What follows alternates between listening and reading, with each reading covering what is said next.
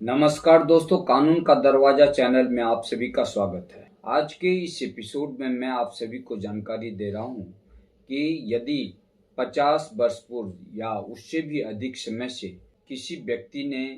गलत ढंग से जमीन का सेल डीड बनवाया है तो उस सेल डीड को आज भी न्यायालय में चैलेंज किया जा सकता है या नहीं, क्योंकि समय काफ़ी बीत चुका है। दोस्तों, कुछ भूस्वामी का सेल डीड इस तरह का बना हुआ है कि उस जमीन में यदि 4 शेयरदार हैं, 4 भाई हैं, तो जो केवालादार हैं, जो सेल डीड होल्डर हैं, उनके द्वारा 3 भाई को दरकिनार कर एक भाई से जमीन लिखा लिया गया है।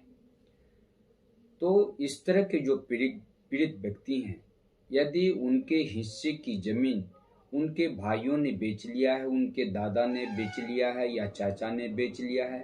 तो इस तरह के पीड़ित व्यक्ति आज भी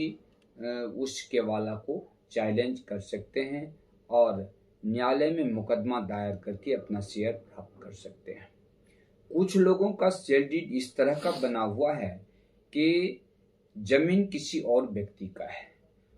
और उस समय तत्कालीन कब्जाधारी जो थे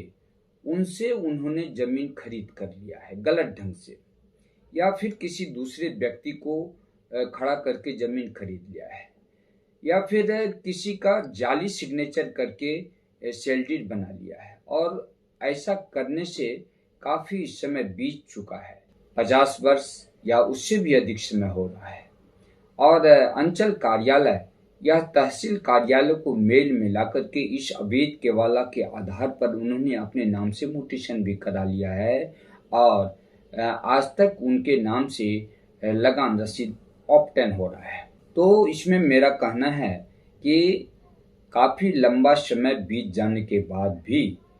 इस तरह का सुप्रीम कोर्ट का रूलिंग है कि 50 वर्ष या उससे भी अधिक समय से अगर कोई भी व्यक्ति जाली पेपर के आधार पर जमीन को कब्जा किए हुए हैं तो उनका जो वह पेपर है, जमीन का दस्तावेज है, आज भी जाली ही कहलाएगा। और इस तरह का यदि कोई केवाला बना हुआ है, आपको जानकारी होती है,